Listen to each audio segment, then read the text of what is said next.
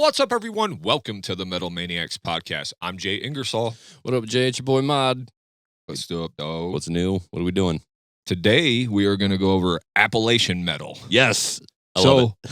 So bands from West Virginia, North Carolina, and Virginia, right? Right on. Kind of an idea that you came up with just so we can kind of target some regional bands around. There's so many bands, it's hard to really pinpoint. So we're like, let's just focus on some regions, and then we can ask some questions to these regions as well, right? Yeah, definitely some bands that I already knew came out of this region. A little bit different because I didn't want to do your main coast stuff that we were already familiar with, LA, New York. We kind of already know a lot of the acts coming out of that area. But this one already had some that I knew, and I was like, I wonder what more is going on there. So something I wanted to dive into for that very reason. Sure, sounds good.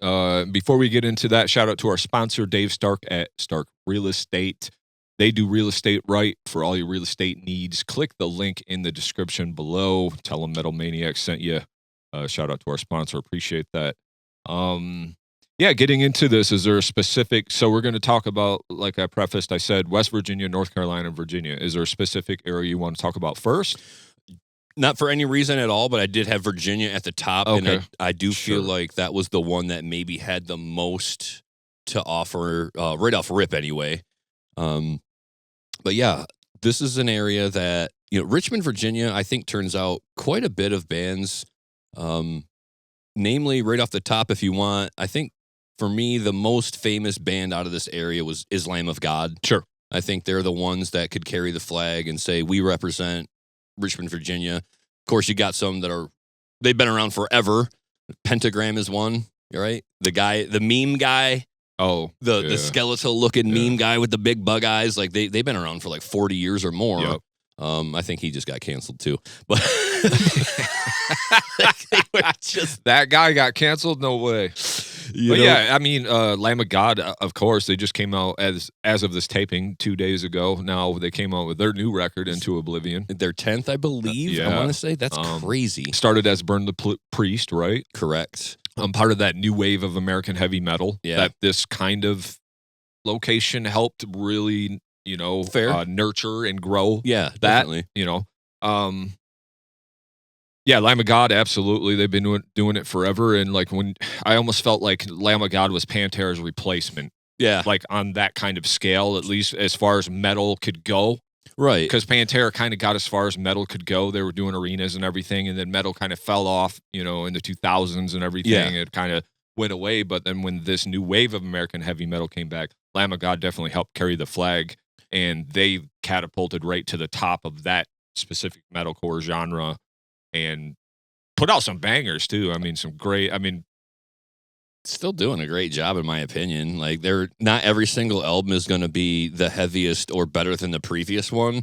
And I imagine when you've been doing music so long, especially like these guys professionally and touring, at some point you got to try and switch it up a little bit. And I think they did that several albums back for a few albums, I think a lot of fans might say Wrath was like the last great Lamb of God album. I've seen that said a lot, and I'm actually one of those people that would probably say, yeah, probably Wrath was the last really great heavy Lamb of God album for me that I track by track. I love them all. Like there's no skips on it.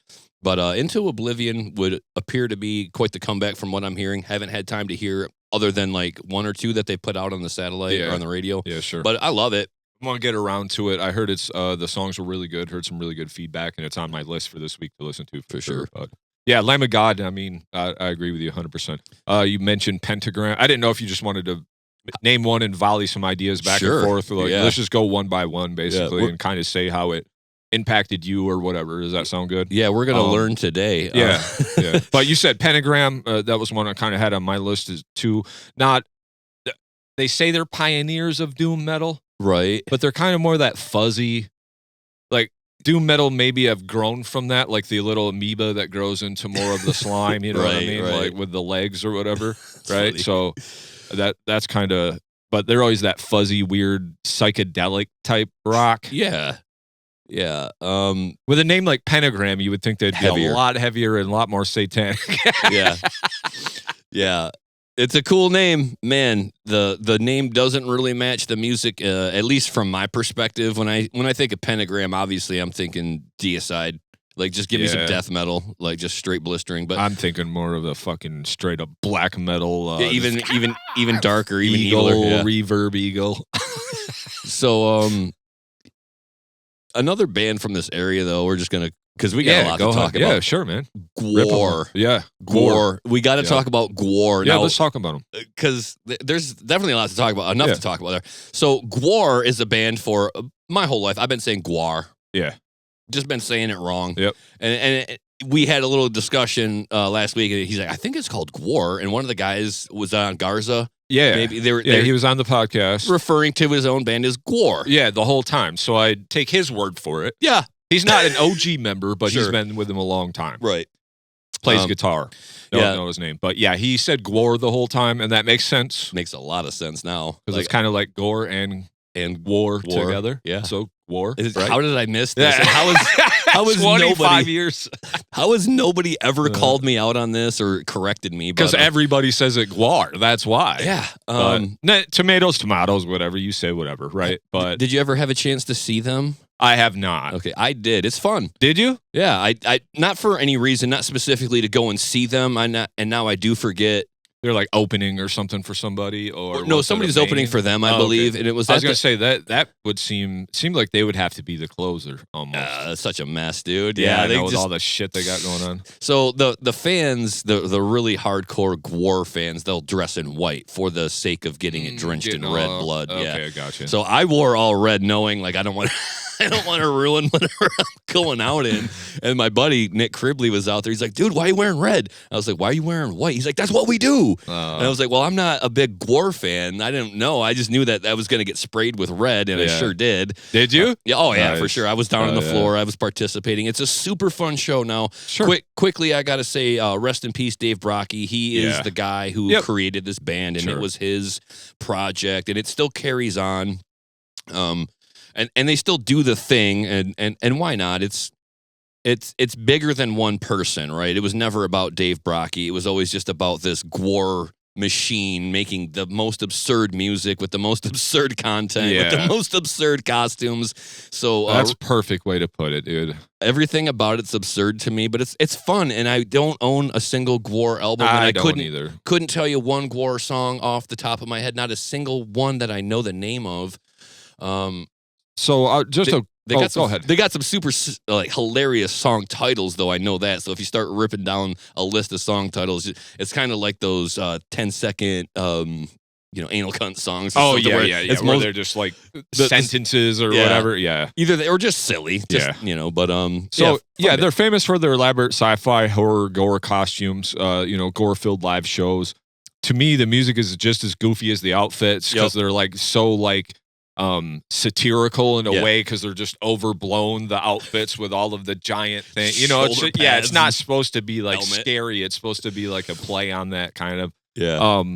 But yeah, so I remember Floyd used to listen to this one record way back in the day all the time, and that was to get ready for the show because I knew we were going to talk about this band. I listened to a couple tracks from that. That's all you're getting from me because it kind of goes also on the funny absurd thing, but like it's hard for me to listen to like funny music more than one time. I couldn't like listen to that same CD multiple times, right? To me, it was just kind of silly and goofy, almost kind of punk rock a little bit, a little bit happy sometimes too, which is kind of funny with all the gore and shit. It's like not as heavy as what you think it would be, like because they're all getting into this brutal squirting blood and shit, and it just kind of like decapitating, kind of be real goofy sometimes. So decapitating world leader heads on stage, these puppets and mannequins or what have you.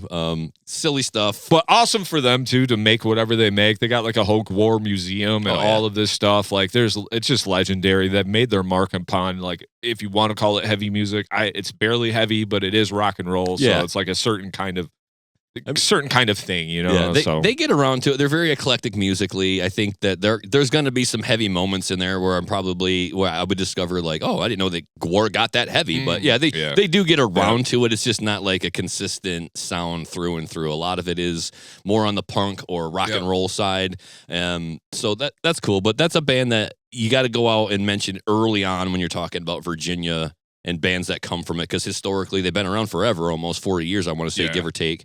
Since the 80s for sure. Definitely one of the more famous ones from that area, for sure. And still to this day, one of the more unique bands, period, bar none, any state at all. Sure. And then for sure out of that area. One that I like, I don't know a whole lot by them, but Municipal Waste. Okay, sure. Thrash metal, thrash death, correct? Party thrash. Party thrash, yeah. To me, when I jam this for this episode, I just tell you it's like punk's cousin. Okay. So it's like that kind of thrash where we're not getting into that technicality metal type stuff with like the Megadeth and the shreddy and all that. It's more like a lot of that just upbeat. Yeah. It's still fast. It's still metal. Yes. Adjacent. But a lot of it just does a lot of that. A lot of it's more just the punk beats or whatever. But still very cool band. And I mean, they've been around since the early 2000s themselves. Yeah. So they're a staple of the scene now, and definitely somebody that, they carry the flag well coming from that area. What do you want to volley one to me that you like? Yeah. Let's see here. Let me just make sure because those were the three that I had. That was West Virginia. Now I'm looking at this, and it says another one that's pretty famous from here would be Bad Omens. That was one of the biggest surprises to me. Yeah. Okay. So if that was, and I had that question, like, what's the one that's gun to my head? I'd have told you this band is from L.A. Like just the mix of the members, the sound of the band, the production, the musical styling. Like nothing about this band. This is the most. Stick out like a sore thumb to me band from this area. I'd have never guessed they were from anywhere other than a coastal region, New York or LA, something like that. Just the sound and everything about them. But to find out they were from this area, I was like, that's wild. I'm a big fan of the band. But yeah, that was one that totally took me by surprise because they don't sound like they're from this area. They don't have any kind of regional influence that seems to impact their sound whatsoever. So, like none of the bluegrass, none of the folk or country seems to be in there. None of that southern styling comes through like in the least. Sometimes you hear a lick or a riff and you're like, oh, that's cool. That's a cool blues riff. No, none of that. Great band in my opinion. Amazing vocalist. Cool stuff. Would have never I'd have had to go through like 40 other states before I guess they're from Virginia. But I like Bad Omens and I was totally surprised. Real quick, since you brought up a surprise band, I'll volley one back to you. Arsis. Oh yeah, had no idea these dudes were from Virginia. Yeah. I don't know what I would have guessed. I don't even know if I would have guessed the states. To be honest with you, I had no idea. They to me they sound more like that melodic Swedish thrash death than anything else. But it's, sometimes because after We Are the Nightmare, they kind of got in this weird, just more thrash metal type thing, almost happy at times too. So they've kind of been all over the board. They've been more death metal even before We Are the Nightmare. Right. They span a lot, but amazing band, a band that I wish I would have been able to see more of. But I know they're among the trenches, like. Metalheads know about them. Oh yeah, Yeah. I don't think they ever got their due, but that We Are the Nightmare still to me though is like one of my favorite all-time records. Yep. And I just don't think anything else they ever did kind of even got close to what that was. Unfortunately for me, that I've listened to. No, that's fair. I mean, it's hard when you put out an album that good to follow it up, and I think their follow-up was a totally different style direction. Like it was different. They went into like that more 80s metal sound, that almost like a glam metal sort of a sound, or hair metal anyway. I'm just checking to see if they're still together at all. Do you know? I don't know off top. I haven't really heard anything from them in a long time. They haven't done anything in years. I guess in 2018 they last released an album called Visitant. So it would be nice if that's James Malone, I believe, on guitar, right? Yep. That's all it says. Currently, James Malone, Noah Martin on bass, and Sean Priest on drums. So they'll probably find some other super slick lead guitarist like they've had in the past. Brandon Ellis. Well, Ryan Knight. What did you say that that the last time they did something was 2018? Correct. So coming up on eight years now since they released anything. Makes you wonder what old James is doing nowadays, especially with how good he was or is. Yeah, he's still a shredder player. Great vocals too. I loved his style, his vocal style. All right, what you got? Anything else from this area? I can go down just a couple of names that are pretty popular from this area. One, Pig Destroyer. Yep. A lot of fans of that band. I see that shirt all the time. What would you describe them as? Like an industrial kind of a metal? They're just grindcore. Grindcore? Yeah. Okay. From 1997, usually a 3-piece when they play live. Okay. Just some short-ass songs, Okay. but more like dark, brutal Right. songs, more like the slammy types stuff that's going on a lot more today, like the slam lyrics where it's all brutal, like the most grotesque shit. A little bit ahead of the times, maybe. Yeah, but yeah, they've been around for a long, long time. Grind though, short songs. They've been doing it. I listened to a little bit for this. I mean, if you like grind and short songs, it's kind of like you get what you get. It is heavy. For sure. It's kind of like maybe for fans of like Misery Index, Nasum, shit like that. Excellent. Cannabis Corpse. Yep. The Cannabis Corpse. Yep. So this one I was most surprised by, not only from this particular area, but one that I checked out that I never listened to before. This name's been rolling around for a long time, and I didn't know what this project was actually. Like, I've heard of it, and I knew it was kind of a play on Cannibal Corpse, but everything's pot related, basically. Right. So I got that part, but I never listened to it. But it's actually real death metal. Okay. And it features members of Municipal Waste. Okay. So that makes sense being in this area, right? In the party band also, yeah. But it is death metal similar to Cannibal Corpse, and it isn't that bad, really. I thought it was kind of cool, but they just got, like, instead of the bleeding, it's called the weeding, and it's got, like, the little pot thing. It's like Bong of the Mutilated or something like that. Like, so it's funny, man. They've been around for a while. A long time. And I don't know what the legal situation is regarding the ganja in this particular state, but it definitely hits when you're in a state or in a time in life where it's illegal, all right? Or this is a criminal activity, we're saying. Sure. So when you're in a culture of, oh my God, like that stuff's illegal. We don't touch that. We don't do, it's hilarious to me that your whole personality of your band is all about pot. Like it just cracks me up, and it hits a little bit harder if you're from an area where it's stigmatized or people look down on it. Or when this started in 1999, basically. Exactly. When it was just like, oh, it's basically the same as acid. You're going to kill your mother if you smoke pot or whatever. Like that's how it was stigmatized for the longest time, So it still is to some people. They've still got that drilled in their head that it's the devil's lettuce, I think Texas just rolled back some laws to make it illegal again. So, yeah, that's a funny band. I got a list of bands that we don't really know or would normally feature on the show, but a couple of names I just wanted to throw out that are also from this area. One, you got a Jake E. Lee. Comes out of this area. He's born from Jake E. Lee of Ozzy Osbourne fame. An incredible shredding lead guitarist, and who we've mentioned on the show before. Oh yeah, Jason Richardson, another amazing lead guitarist. Yep. He comes from this area. Very good. Dude is so good. 5 Finger Death Punch. I also want to say maybe some Born of Osiris. Am I wrong on the? But he's in a ton of like metal bands as their lead guitarist, and he's a sick shredder. And not Jason Richardson.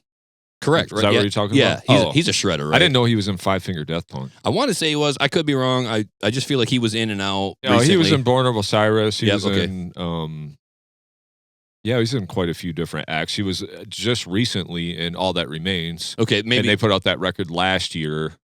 I may be confusing them because at times those two bands, 5 Finger Death Punch and All That Remains, unfortunately, All That Remains kind of went into the 5 Finger Death Punch category. That's the funniest part of 2026 on this podcast yet. And then the last one, just because he's your boy, Jason Mraz is from this area. Oh, okay, yeah, shout out Mraz. He's a little not metal, but what a hell of an artist he is. Yeah, man. I love him. He's chill, and I like him too. Oh yeah, I love his attitude about a lot of things. One that I did discover from this area too that I'll mention is a band called Inter Arma.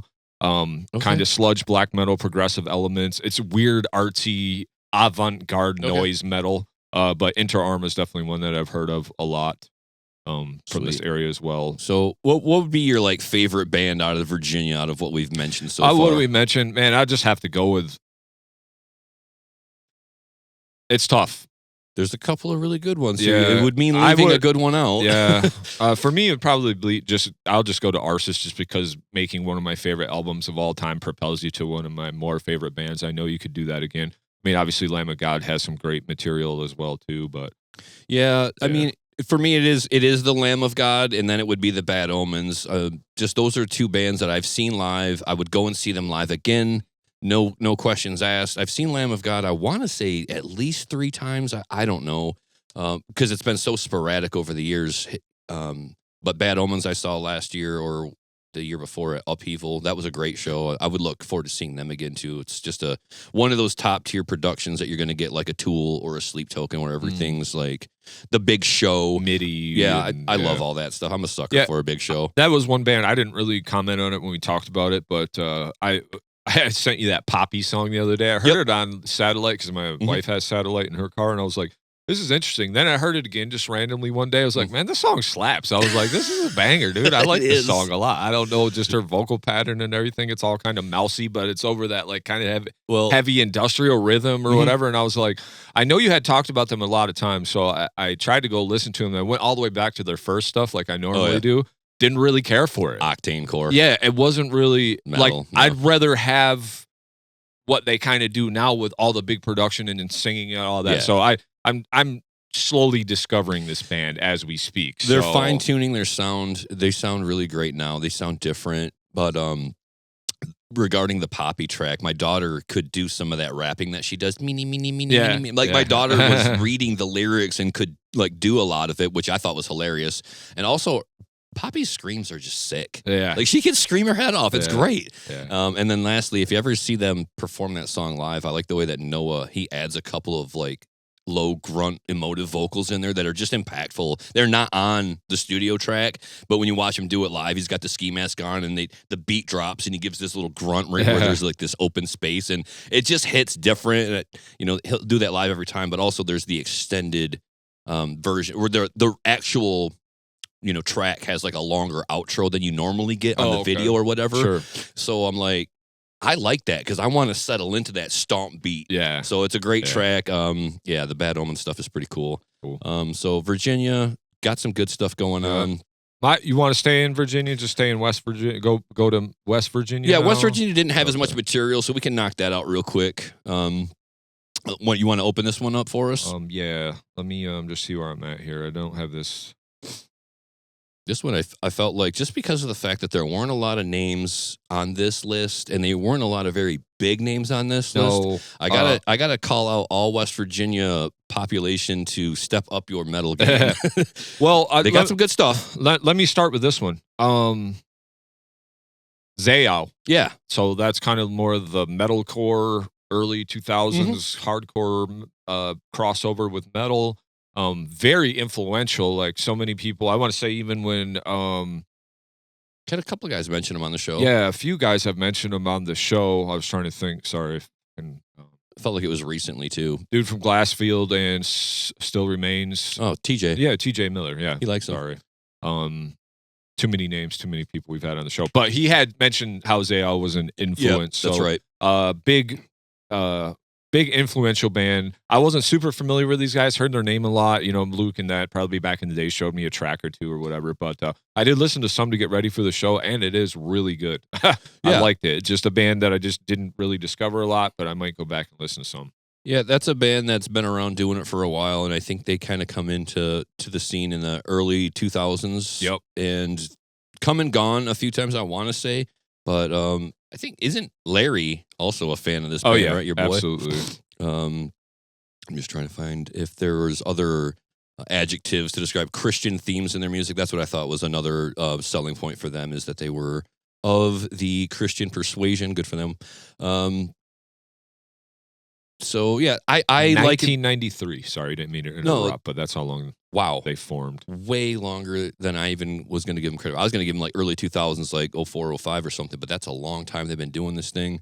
And yeah, like that hardcore Chiodos, hardcore metalcore, early metalcore, if you will. It's just hard to describe, but yeah, pretty cool stuff. Byzantine is one that I'm familiar out of West Virginia. You ever check these guys out? Oh, yeah. Yeah, I mean, absolutely. Probably one, and to answer the question outright, probably my favorite band coming out of this area, I would call I would say Byzantine. I like their stuff, and similar to the Zao, that hardcore metal style. Like, they're kind of diverse, but I feel like they've come a long way, and I appreciate them more. They just put something out recently that was pretty sick on the satellite. I caught it, and I was like, man, they're still doing the thing. They've been around. Again, another band that's been around for 25, 30 years, it feels like. Yep. They formed in 2000. Okay. From Charleston. Yep. They've had stints on Prosthetic and 2 albums on Metal Blade Records. Yeah. I had an album way back in the day, like very early 2000, and I loved it. I jammed it all the time. I actually turned it back on. I don't even remember. For this, I was skimming through some. They have changed a bit since their initial inception, music-wise, but they are still pretty heavy metal. They're kind of like that prong pissing razors type stuff along that line. I like it. But they do have some polyrhythms and some cool, interesting grooves and shit. But to me, they kind of fall in that category where that, I wouldn't say they're like hardcore or like metalcore, but they're a metal band with a little bit of thrash to them. And it's hard to describe some as. I would say they're one of the more unique bands, I guess, too, in that area, just because they're hard to pin down exactly what style they are, and they do switch it up quite a bit. But to me, they're always gritty and heavy and dark. Absolutely. So there's nothing metal for sure. There's no happy parts to it. Like, there's no upbeat major stuff. I mean, maybe they got some 2-steps or something in there. Not a lot, but I like their stuff. They've always been consistently good as far as I'm concerned. Very, very cool, man. There's definitely one more that I know is a solid act out of this area, and that is the 1369. Are they the black metal? Oh, 1349? This one says 1369. So maybe is it? I'm confusing them with because I thought it was 1349, but I could be wrong. Let me just absolutely be wrong. Double check. No, I might be wrong. I might be the wrong one. Let me go. I'm going to type it in real quick just so that I can make sure that, because I might have put it into the Word document incorrectly. Well, 1349. They're from Norway. Right, here we go. So it must be a different band. 1369. That's what I saw. I just don't know where I got that information from now, but there weren't a lot of bands from this area all said and done. That's the part of it that was kind of sad for me. I was like, oh, you guys are right across the border, right on the trail from some of these other really great bands, but the list was really small when I got to the West Virginia, which I was surprised by. I was like, well, do you guys not get metal over there? But the list was short, sadly. I got a few that I just want to mention from this area. Horse Burner, that's kind of been one that's like a sludge metal type band. I've heard that name multiple times. Not really my thing. Another one, Fall 50 Feet. This was a pretty cool band from this area. They're kind of like a rising mathy metalcore group.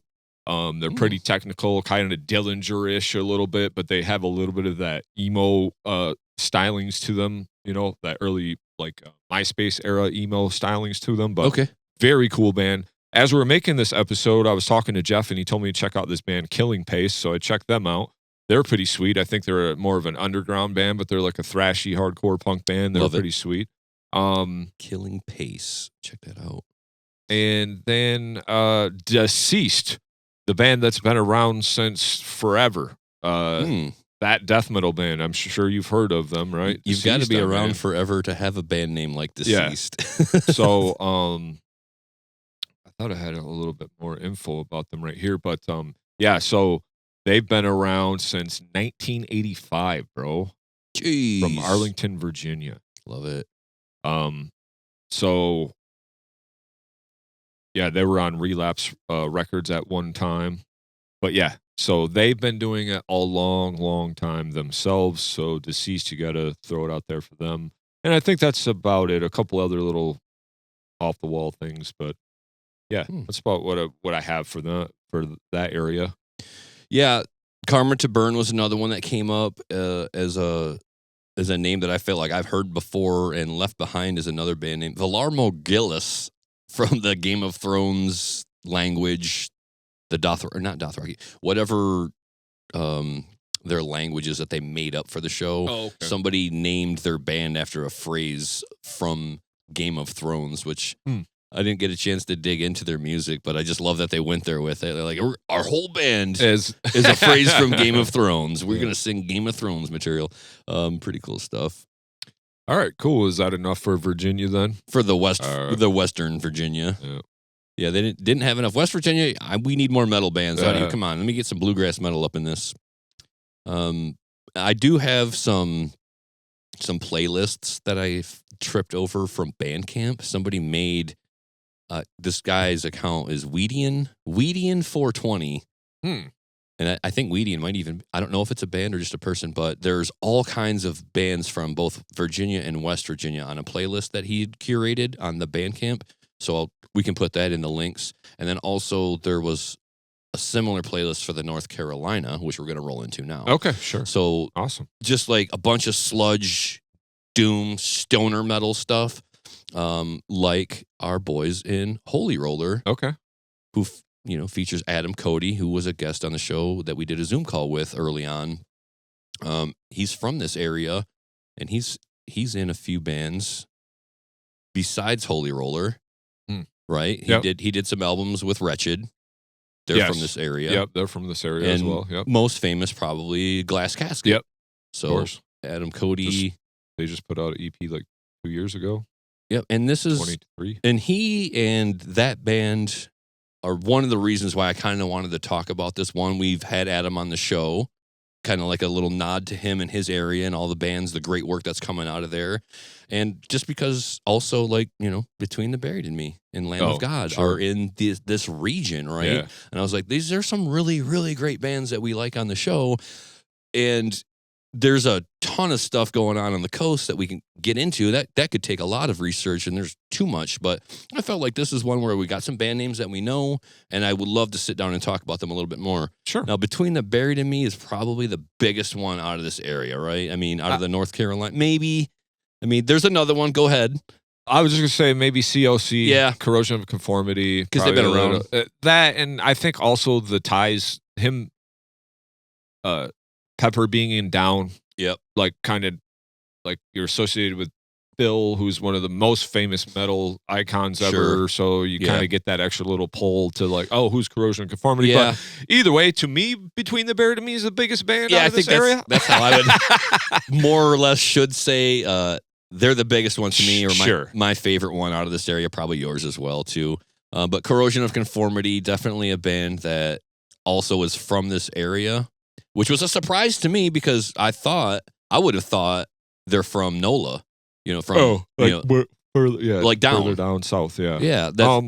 So I was that was the one that was the biggest surprise to me is this band. But my favorite would be Between the Buried and Me. But I absolutely love Corrosion of Conformity, and they definitely fit, sound wise, what I would call, Southern metal. Sure, but I wouldn't call North Carolina I don't think of it as the South as much. I guess it is. Like, regionally it is. I mean, it is. It's down there, but I just never associate, like, that state with, like, the sound of, like, a Tennessee or a Texas or Louisiana. Yep, absolutely. So, but they definitely have that. Well, let's roll all the way back. You mentioned Holy Roller. Yes. Let's talk about them for a minute. Obviously, you said we had Adam on the show. That was awesome. We talked a lot about that because that's kind of his main gig. Right. Holy Roller was way better than what I thought it was going to be. You know me, when we talk about it on the show, the doom fuzz metal stuff isn't really for me. Right. It's just not my style. I just need something a little faster. It just doesn't match my personality type. But at the same time, that Holy Roller is something else. There's great songs there. Yep. Great, like, clean singing on that shit, too. And Adam's playing guitar. Right. So that project is incredible. Right. I don't know how much you've listened to it. I know we listened to it a little bit for the show, but they put out a little bit of newer stuff since, like a song or two, I think, since then. Right. But very cool band, dude. Yeah, that's one of those bands that when you do something well, you can't deny how great it is. Then you had mentioned him being in Wretched. Yep. Wretched, a band that's kind of come and gone, but they're back now. Awesome. I think they just put out a record or about to this year, put out some singles. That band is super sick, some almost like tech death type stuff. I got really into those guys when I was in my Faceless Kick and like getting into all that, the Arsis, the into all those bands where like how fast and technical can we play. Wretched was one that came across. Of course, stumbled on them because Adam was singing on it, so it was like Adam's singing on this, got to hear that. Yeah. So, but they got some fantastic music. Absolutely badass. Yes. And then you said Glass Casket. Okay. Yeah. One of my favorite albums of all time. We Are Gathered Here Today. Yes. They'll have the 2 albums, Desperate Man's Diary, and then they did put out the EP in 2023, the self-titled. Obviously, when we talked to Adam, he said they had more stuff and we'd like to see more, but I know people get busy and life happens and whatever. But, man, 2004's We Are Gathered Here Today, I still listen to it all the time. It still has a special place in my heart. Yeah, that's how we discovered him, and Glass Casket is one of those bands that, again, you go back to the early 2000s, and they were a little bit more popular then, of course, because they were happening, and it was, a functional band at the time, but sure. I remember hearing it and playing it for people, and they were just, what's this? Glass Casket? I don't know. Hey, man, it's good. And then you got some of the clean singing in the end, just a little bit to pull in the people that can't do the fry vocal all the time. Yeah. They had a little bit of that in there. But yeah, Glass Casket, long time band out of this area, and Adam Cody, the guy in that. He's, the way he sounded, he's like, it's hard for him to write that material. It's so personal. So maybe not always something he wants to get into if Holy Roller's happening and they got gigs and they're writing music, and, like, why come out of that to do something? Like, if that takes a break, sure. Adam would love to have more Glass Casket, but understand you got something cool happening right now. So, no worries there. If we get it. But also has the drummer from Between the Buried and Me in it. There you go. And then the former guitar player that was in Between the Buried and Me too. So I don't know how that whole thing, that's always kind of a weird subject too. So, but that transitions finally into BT Bam.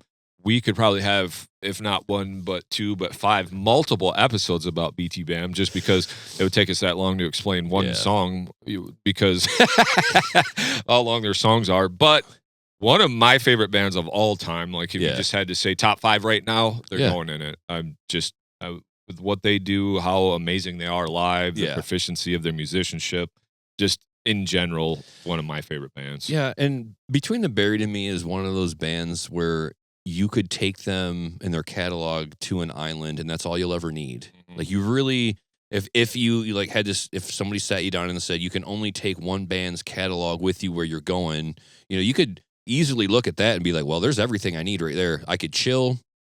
We got circus music, we got country bluegrass, we got all the stuff. We got the metal, we got the rock, we got the clean vocals, we got the cover songs even. Yeah. I get to hear a little Soundgarden just because they covered it. Like, of course I would take Between the Buried and Me would be on the short list of bands that are going to the island with me if I can. And they got a great long catalog too, so I get plenty of music now. Yeah. And their songs are super long. So in addition to having a long catalog, I get a long catalog of long songs. Just easily one of the best bands that we're ever going to have the good fortune to talk about on this show. Just because, like, the musicianship, the quality of the music, the recording. Shout out Jamie King. Yep, there's just so many good things. They've come a long way over the years, but we've seen them live a couple of times. But obviously, the last one that we went to was mind blowing for me. I just had my skull flipped open. They were dancing on my brain, dude. Such a good show. I want to see him again. Hopefully they bring that same magic and energy the next time I see them. But hard to beat a small venue like that intimate, like almost maybe 1,000, maybe not. But it was a packed venue that night. But yeah, they're probably one of the bands I've seen the most, to be honest. Okay, so I always been a fan of them ever since the early days. I got into them, and then Alaska just did something for me that nothing else could do. And then I really loved Colors and the Great Mr. Rex. So that time in my life was. I was really into these guys. And then the Parallax 2 is really important to me too, just because of where I was at in that time and just the way that journey that record takes you on. But yeah, BT Bam, dude, one of the all-time best bands ever. So not just for this area, but just in general. So it's kind of cool to have a band of this caliber out of this area that we're talking about today, or at least as important to me and probably you as well, I should say. So. Yeah.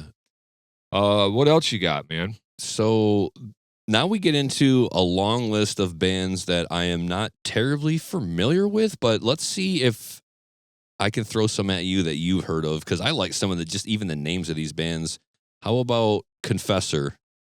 Never heard of it. Weedeater. The Weedeater, they are like more of like kind of sludge metal. They're the doom metal, but they have the fry vocals. Okay. So it's not like, it's more kind of that nasty doom, like the Phantom Doom, where you have that real fucking nasty, just because you're wearing the shirt. Yeah. But you know what I mean? Where it's like, we do some of them slow parts, but the vocals stay heavy and nasty. I love it. So it is kind of dark. Pretty cool band for sure. And I think Buzz Oven was a pretty big name that came out of this area. Yep. Another sludgy kind of hard post-rock band. Yeah, I noticed that was a big style coming out of this area. Confessor or Colossus, either of those bands? Nope, never heard of neither one of those. There's a ton of this sludge doom metal. I think a lot of this was on that playlist too. So if you guys are into this style, that sludgy doom, in Southern driven with the licks and the riffs, Catharsis. I think that's a band that's been around forever. But I could be getting them confused with somebody else. Catharsis, they're kind of more of a very hard punk band. A lot of the two steps going on there, kind of like that almost crossover type stuff, but very hard punk rock. Catharsis is it says Catharsis. Sorry, started mostly active from '94 to 2002. And then active again since 2012, according to Wikipedia. A little 10-year gap there. Yeah, go get some money doing a real job, probably. One I throw at you, Outlier, thrash death metal, known for high energy performances. This band rips, dude. Awesome. Super metal as shit. Kind of like along the lines of the Byzantine, Silosis Pantera vein. Like just metal as fuck. Right. But this band does rip pretty hard from this area. This was one that surprised me, one that I was came across that I was very surprised how much I liked it, because I never heard it before. So maybe one of the more like they're not as big of a band. They're probably more of on the more local level, I would assume. I don't know too much about them, but that was just one that came across.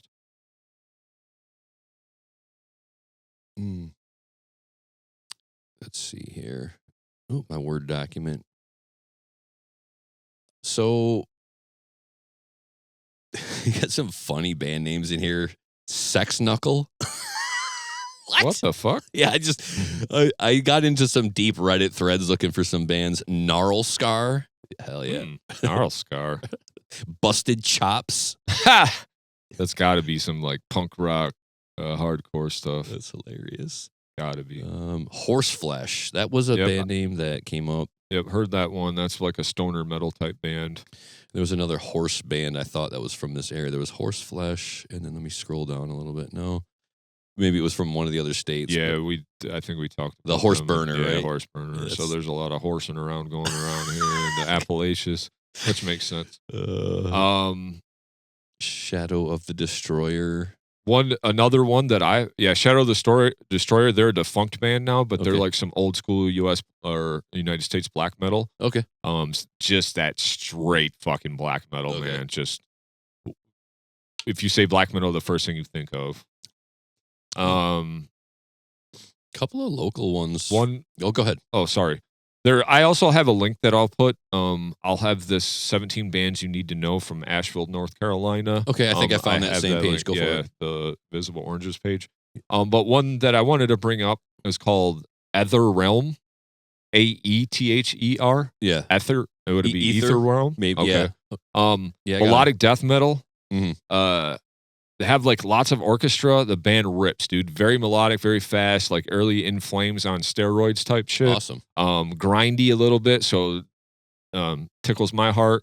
A little bit happy sometimes too, kind of like Children of Bodom. So you know that influence of like the Swedish metal or whatever, but kind of leans towards some of the newer soil work with some different style vocals. But this Ether Realm band, pretty fucking cool, dude. I like them a lot. Got a band called All Hell was on that list. All Hell. Autark? Space crust post metal. Yeah, that one has my attention. I'm so curious about it. I would probably get into And then this was another hilarious band name to me. I would love to know the the reason for calling your band U.S. Christmas. Just what? And it just kept coming up. Like there was a bunch of people recommending, yeah, check out U.S. Christmas. So some of these bands, just on the name alone, I got to dig into what their sound is. Cosmic Reaper was another one. They're out of the Charlotte area. So that's what I got for like list these bands. But for me, you know, the North Carolina stuff, it's the BT BAM, and I think it's not even close. I do love myself some Corrosion of Conformity, but that's one of those things, and they represent a lot of what I think the rest of the list is. Like you got your BT BAM, they're doing the prog metal thing. Yeah. They're in a tier of their own. They're untouchable. But a lot of this stuff is that Holy Roller Corrosion of Conformity type. Sludgy type. Yeah, that sludge doom stuff, which Yeah. I was kind of surprised to find out that's the prevailing sound of the area. But that's cool. I absolutely love that stuff. I'm a fan of it.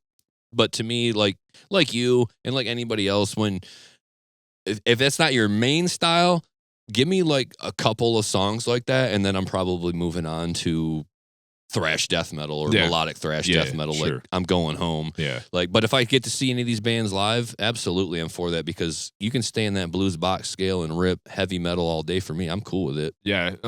Speaking of Corrosion, because we did kind of gloss over that one. I mean, those guys been on it since about 1982. Jeez. So almost as long as we've been alive. Yeah. They've been doing it. Pepper Keenan didn't originally start in the band.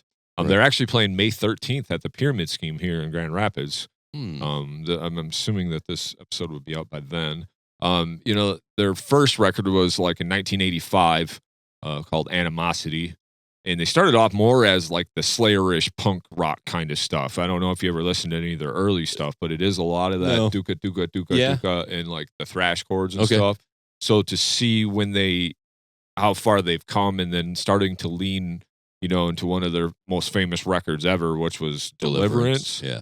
You know, that was like, what, 1990 maybe? 1989 or something? 1991. Yeah. I'd have to build. Yeah, it's been around forever. Everybody knows Clean My Wounds. Yeah. I mean, that was one of the most famous songs that kind of got me into metal. Like, people that were jamming around me, that was like, oh, that's cool. And then it kind of gets heavier from there. But also a great song, right? Just like... yeah. Oh, it's a great song, period. Easy, fun. Albatross is another banger they have. Just another great song. They were on the Clerk soundtrack, so that helped some of their, you know, fame a little bit. Yeah, absolutely. Clean My Wounds was on that. Obviously, it was on Beavis and Butthead as well, so that helped. And then they came out with Wise Blood after that, and I remember still jamming that, and they had that Drowning in a Daydream song. That they played that on the radio quite a bit, because I sampled a little bit of this, because I was like, it's been a while. Yeah. I will listen to Albatross maybe once a year or once every couple of years, just because I like that album so much. I never really dove into a lot of their other music. Yeah, they've been doing it forever. Deliverance was 1994. I'm surprised it was that late. Yeah, okay, but it is still a long time ago now. I just remember it being huge at the time. But Corrosion of Conformity, another good representation from this area. Yeah, it says active from 82. Been on a couple of labels like Metal Blade, Relativity, Nuclear Blast. So super popular band out of that area, and one that I think not only do they represent that area well, but it seems like the band that we're about to talk to maybe pulled some influence from them. You know what I mean? Yeah, yeah. So definitely still having an impact, and probably the most famous band out there. I know I wanted to say Between the Buried and Me, but yeah, everybody knows Clean My Wounds, so they're probably the one. How about what band were you surprised to find out was from this area? I think mostly, we talking North Carolina or just all the areas we talked about? Yeah, I mean, North Carolina for this one, I guess. I really just know that, like, the two that we at the top of the list, and the rest of this list was a lot of bands that had that doom sludge southern rock vibe going on. But well, I guess to answer your question would be more or less the corrosion and conformity, because I didn't know they were from Raleigh. Yeah. So that totally surprised me. But then it makes sense, I guess, like given the rest of the bands do sound like that style, that doom sludge. I kind of wonder how they all came together, because like Pepper, I wonder if he's from that area himself, but or how he got into Down then would be my other question with Phil. But at that point, you're so famous, you're just a phone call away. Just like, hey, you want to do a band with me? Totally different from Pantera, slightly different from Corrosion of Conformity. Yeah, like, a little mashup in between almost. Yeah. Yeah, because Down's been at it since the early 2000s too, man. I mean, they were so before that even, because we were covering them in high school. Oh yeah, sure. Yeah. Now that you say that, yeah. So were like 95. Yeah. That's a little more accurate. That is insane. Yeah. So, I would say this band, because I thought they were all from like New Orleans. Yeah. That's why it just made sense to do the Down thing. Right. And then there was, like I said, Pepper wasn't even in this band originally, so there was like a little bit of a story about how he got into the band and so on and so forth. But he's kind of come and gone over the years too. I think he's stepped in and out of it. He hasn't always been able to be a full-fledged member, I think, but he's in it now. He's back. So, I guess our question to the audience is, I guess our questions to the audience is, what are some bands from this area that we should know about? Yeah, we try to cover the history of it, but it's hard to get it to know like what's happening in this area right now, right? Yeah, and like I said, you could go to the encyclopedia, Metal Encyclopedia, whatever it's called, and you can break it down by area. And I was like, I'll just start kind of glancing through some of these bands, but there's like 2,000 pages of whatever, 40 or 30, however many they display per page. Yeah. There's 20 or 2,000 pages of that or something. It's so if you want a comprehensive guide, if you want to go from A or whatever's before A dash to whatever Z, you can go on there and check it out from this area. But at first I was like, this might be a good way. And I was like, nope, this is a terrible way, because there's too many bands to go on here. It sounds like we had a lot of the same ones. We talked about the ones I think were most prominent, but I wonder which ones we are missing out on, because I know there's some. Yeah. I think one of the surprising things to me was to learn that Richmond had such a strong hardcore punk scene. It just doesn't strike me as that type of, sound coming from that area. I'm always going to gravitate toward, down there they're doing banjos and dig a ding ding. Yeah, you got these stereotypes that because you don't know, but then come to find out, like, no, there's a really strong and long and proud heritage of punk and hardcore music coming out of Richmond. And again, like I said earlier, that tracks, because Randy Blythe of Lamb of God, he will tell you, I am not a metalhead. I don't listen to metal. In a metal band, it is what it is. My friends play metal music. Maybe he wishes they played hardcore or punk, but he's like, I just listen to that stuff. So I'm not a Slayer fan, Randy will tell you. This is not news that I'm giving you. You've heard this before if you pay attention to the man. But yeah, I was so surprised to find out there is such a strong and rich history of hardcore and punk coming out of that area. And it just goes to show that you can have a stereotype or an idea of a region and then just have it completely blown out of the water and find out, nope, we got hardcore and punk going on down here, and strong and proud, and a long history of it too. So that was one of the things that I learned that I was surprised to know, and I'm happy to know that too, because that means anybody that likes that extreme style of music, and I would call punk and hardcore extreme, especially when you get into like the gnarliest of punk, like it's just wreck it. That's good for any band that wants to go through that area. They can know like, oh, there's punk, there's hardcore, they like to mosh, there's going to be a crowd. So if anybody that's on a DIY circuit, they probably would have already figured it out. You're going to go to the big cities, but there's venues waiting for you there. And that's a list that you can Google up too. And that's a thing that Google was trying to push on me too. Do you want to know the venues that are in this? And I'm like, that could be that could be some useful information if I was touring, if I needed to know like where the shows are to go in this area, if I'm moving there or something. Yeah, absolutely. But it's good to know that or visiting, whatever. Yeah, absolutely. Just to touch on that too. So remember when we were talking to Blythe from No Cure Mhm. about that too, where like there's such a big hardcore scene down in Alabama. He was telling us Yeah. about that because he said certain people do stereotype down there, like, Yeah. oh, you just have dirt roads down there or whatever. It's Yeah. like, no, it's not what you think it is. They're Right. thriving music, communities all over the place, thriving cities all over the place. Yeah. You think just because you've seen something in a commercial or movie or been adapted to think a certain way, about a culture, just like you're saying about this area having this big hardcore and punk scene or whatever. It's like that makes perfect sense. There's Yeah. more out there than what you think. Yeah. So I was talking to an acquaintance of mine last night. I jumped into a Discord. My friends are gaming. I was like, guys, I can't really game right now, but I need some brains to spitball with me. While you're gaming, I'm compiling this list of bands from these regions, and I'm spitballing the questions to them.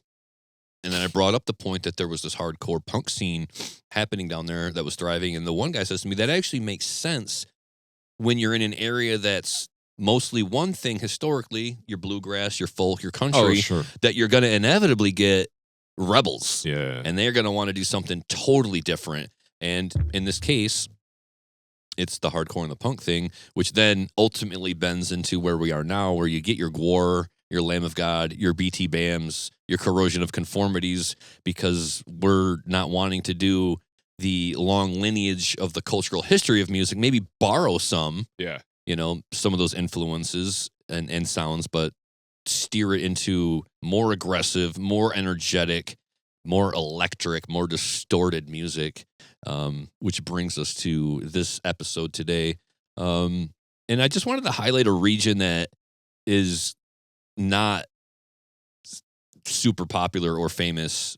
New York or California or Florida, even our own Midwest has got a pretty decent enough scene that people can identify with and say, yeah, XYZ acts come from the Midwest, and then that might be a focus down the road where we either talk about, we talk enough about Michigan bands. I never get tired of that. Yeah, I was going to say, we got plenty of badass bands right here. So yeah, we never get tired of that. But what I would ask of the audience, especially anybody who's out of state, anybody that's in these states, let us know what's happening there now. Like, who are the bands that are killing it, that are on the come up? I would love to dig in to those bands and even maybe reach out and have them on the show, even on the Zoom, like we've done with several times, with Blythe or Adam Cody, or any of those guys. If there's a band in there that's killing it right now in those areas, that tri-state region, that Southern Appalachian Trails region, I would love to hear people's opinions and say, hey, check out this band, they're killing it right now, and then go from there. I could do my own diligence. I just could get lost in the weeds doing that. Like, I want people to tell me, like, this band is on the come up. This is a band. These 2 or 3 or 4 bands, they're the ones that you want to keep an eye on. That's kind of what I would hope to get out of this. Like, I'm trying to say, like, hey, I recognize your area. I recognize you've got great bands coming out of your area. I want to know about the ones that are harder for me to hear about right now, other than just tripping over them and guessing and flicking the old spin the wheel and land on whatever you land on and get what you get. I want somebody to tell me, for what you guys talk about, for the type of music that you guys promote, check these 3 bands out or whatever. I would love that. So real quick, while you're speaking about that just brought something to mind, and I thought I was going to mention this. So there were, as we're doing the albums, of each month, we're breaking down the albums over on Patreon. Make sure you go subscribe. We will break down we will review albums each month, a good handful of them that came out for that month. One I came across is called Blackwater Drowning. I love that. And they're name. actually from North Carolina. Okay. So I forgot to mention them because I didn't put them back into my list, but it was a band that I listened to the other day. I will have a whole review about that album. Awesome. We talk about the March albums that will come out at the end of March, beginning of April for Patreon subscribers. Hell yeah. But I will talk all about that album, but that is another band that I wanted to mention, one that's pretty cool from there. The Blackwater Rising? Blackwater Drowning. They came out with the album called Obscure Sorrows on 2/27, so it's end of February, beginning of March. But that was one that I actually jammed and listened to, and I forgot because you were talking about bands that were from that area. Obviously, we kind of Googled and did whatever research we could do, whatever would bring up. But sometimes it's hard to get, besides being overwhelmed with the encyclopedia of metal or whatever, right? Like it's hard to really pinpoint because Google or AI or whatever kind of gives some of the same answers. So we're missing some of these underground bands that aren't really are not Googleable or are not popping right up for us. Because those are kind of the bands that we're really looking for. We know about COC. We've been jamming BT Band. Yeah. But we want to know those guys we want to know your thrones. Who's your throne? Yeah. Who's your recorruptor? Yeah. Who's your Lucis Fox? That's exactly. Send us that shit, Who's your vestigial? Yeah, this is, I guess, and one of the questions, and thank you for saying vestigial always. Got to. I love that. That is one of the reasons why I wanted to do an episode like this, is to say, hey, we will shine a spotlight on this area so that you can in turn hold up a mirror to us and say, hey, we see you talking about our area. These are the ones that we want you to know about now, that it's harder for us to discover because all I can do is do the Google machine and then the Reddit threads and then the encyclopedia, and then it goes from the 20 bands that you maybe know to the 1,000 bands that you now have to sift through. And I'm kind of asking for some help here. We both would like some help sifting through some of that. Sure. Like, give me the best of the best. Give me the band that should be signed to a major label. Give me the band who headlines your gigs at your best venues and tag them. And then we want to dive into those catalogs and maybe have them on the show. Now, we'll do whatever we can for them, always, with any band that comes on. Our platform is whatever size it is now. This is an idea that I wanted to have to help grow it. I want to reach out to that area. I want to say, hey, what's good? We see you. We see what you've done. You've got a great history of music. We try to shine a light on that with all these bands that we listed. And now I'm saying, who's the next one up? Who's the one that we missed? Who's the one that belongs next to Lamb of God? Yeah. Who's the one that belongs next to Between the Buried and Me? Yep. What have you got? Bring it. Let's go. Absolutely. Let's pull up. Pull up. Pull up, fam. That's what we want to know. All right. Cool, man. Well, I love the episode. It wasn't a super long one, but I think we got our point across. And I also think it might, with that being said, it might be cool to do a follow-up. If we get a bunch of bands that we can talk about, we can say, here's the treasure trove that we missed, hopefully. Hopefully we can get that reach or, wiggle our way into somehow this audience, right? In front of these people. And they're just a hop, skip, and a throw away from where we are. We're in the Midwest. They're right down there. You just got to jog a little bit. You just got to drive around through the mountains a little bit. East a little bit. Yeah, but they're not so far away. And I guess to me it's like it's a straight shot north-south, basically. Pretty much.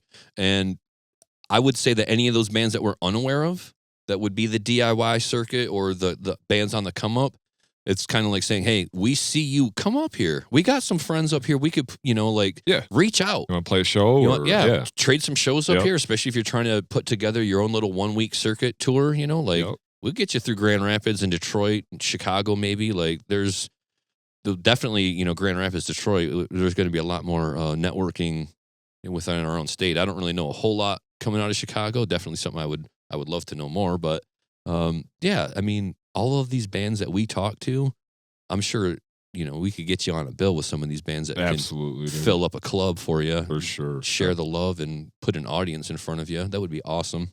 To know that we had even the slightest hand in that would be great. Helping out, absolutely. Yeah.